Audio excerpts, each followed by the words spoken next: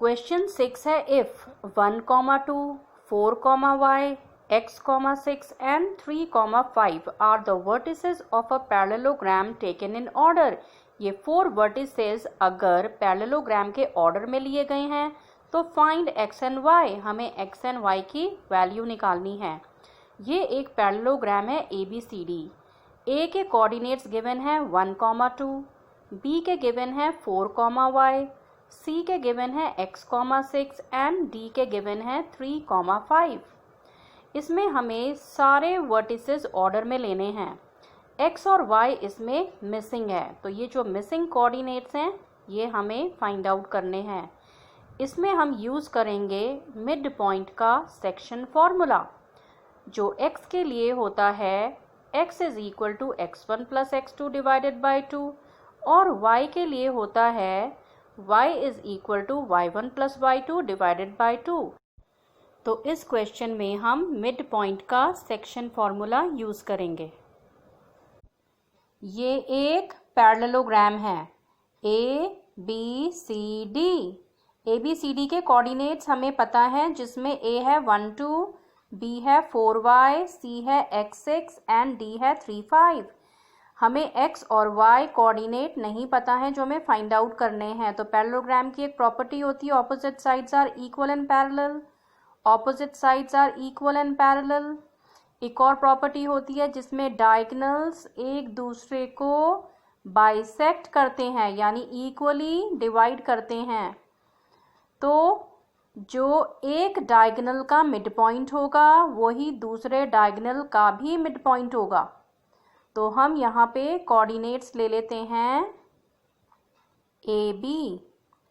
तो हम दोनों डायगोनल्स के AB निकालेंगे। तो पहले हम AC डायगोनल का मिड पॉइंट A निकालते हैं। तो हम लिख सकते हैं 1 प्लस x डिवाइडेड बाई 2 और B लिखेंगे 2 प्लस 6 डिवाइडेड बाई 2।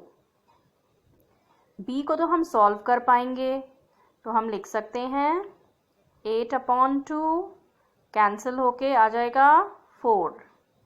अब इसे यहीं पे छोड़ देते हैं। अब हम दूसरे डायगोनल का मिड पॉइंट निकालेंगे, दैट इज AB। तो A हो जाएगा 3 प्लस 4 डिवाइडेड बाई 2। ये सॉल्व हो जाएगा 7/2। अब B निकालते हैं 5 प्लस y डिवाइडेड बाई 2।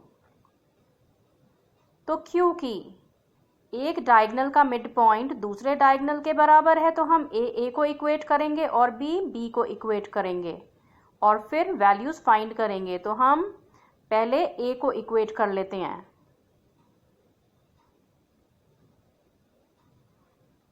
तो एक वैल्यू आई थी 1 प्लस x डिवाइडेड बाई 2 और दूसरी आई थी 7/2। तो 2 से 2 कैंसिल हो जाएगा। हम लिख सकते हैं 1 plus x is equal to 7। 1 right side पे जाके नेगेटिव हो जाएगा, तो 7 माइनस 1 इज इक्वल टू 6। तो x की वैल्यू 6 आ गई। अब हम b को इक्वेट करते हैं। हम लिखेंगे 4 is equal to 5 plus y divided by 2। अब करेंगे क्रॉस मल्टीप्लाई, तो ये 8 बन जाएगा is equal to 5 plus y। 2 into 4 is 8। अब हम लिख सकते हैं y is equal to 8 minus 5, क्योंकि 5 उधर जाके नेगेटिव हो जाएगा। ये सॉल्व करके आ गया 3। तो y की वैल्यू आ गई 3। तो दोनों अननोन वैल्यूज़ हमें पता लग गई। तो x की वैल्यू 6 एंड y की वैल्यू 3 आ गई। हमने क्या किया इस केस में, जो डायगोनल्स के मिड पॉइंट्स थे उन्हें इक्वेट करके मिसिंग कोऑर्डिनेट्स निकाल लिए।